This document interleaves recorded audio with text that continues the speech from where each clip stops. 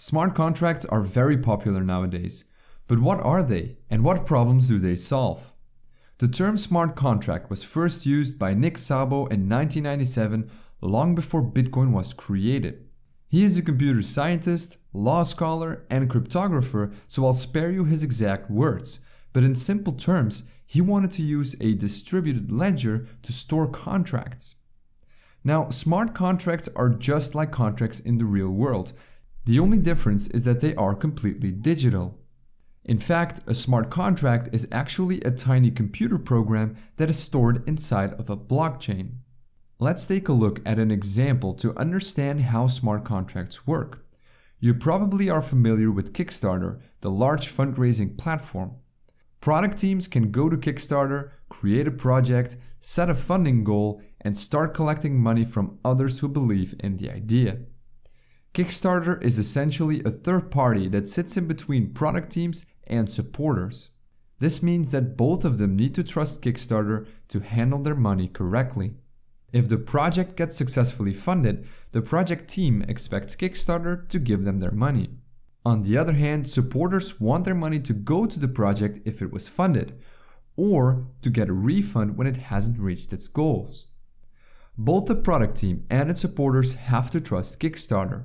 But with smart contracts, we can build a similar system that doesn't require a third party like Kickstarter.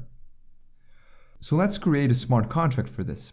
We can program the smart contract so that it holds all the received funds until a certain goal is reached.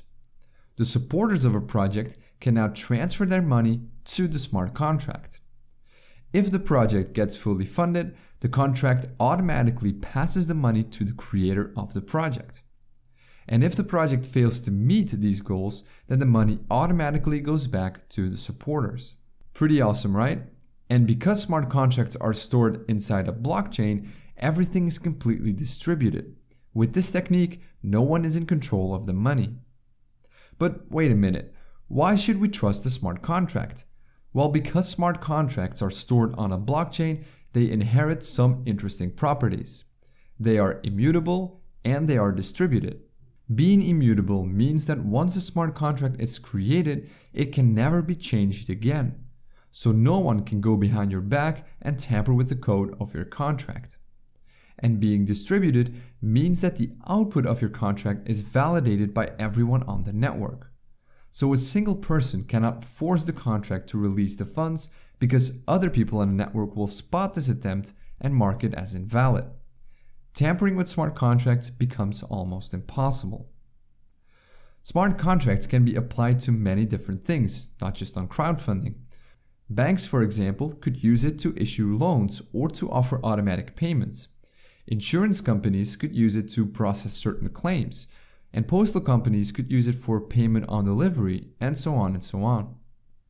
So now you might wonder, where and how can I use smart contracts? Well, right now there are a handful of blockchains who support smart contracts, but the biggest one is Ethereum. It was specifically created and designed to support smart contracts. Smart contracts can be programmed in a special programming language called Solidity.